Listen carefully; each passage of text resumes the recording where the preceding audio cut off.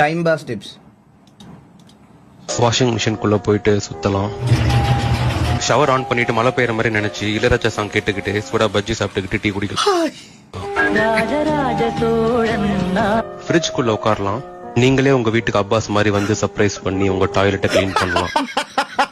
സത്യം വെറുതെ ഇരിക്കുമല്ലേ കൈകളൊക്കെ കുറെ വെറുതെ ഇരിക്കുന്ന ഇഷ്ടം പോലെ ആൾക്കാരുണ്ടാവില്ലേ. ഞാൻ ചെയ്യാൻ പോണേട്ടാ നാളെ തൊട്ട്. എനിക്ക് ഒരു പണിയില്ല, ഞാൻ ഇത് ചെയ്യാൻ ഇറങ്ങാൻ വേണം. டென்னிஸ் பிளேயர் மாதிரி காஸ்டியூம் போட்டுக்கிட்டு கொசு பேட் வச்சுட்டு கொசு കൊസു മാറ്റാ.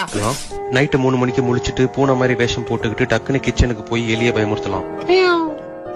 நைட்டு நம்ம வீட்டுக்கு நம்மளே திருட மாதிரி வந்து நம்ம வீட்டை நகை திருடலாம். അതറിയിട്ടുള്ള പരിപാടിയാണത്.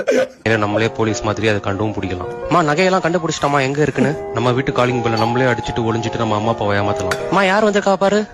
வீடு பூரா சாம்பிராணி கொளுத்தி வச்சுட்டு அண்டர்டேக்கர் மாதிரி நடந்து வரலாம்.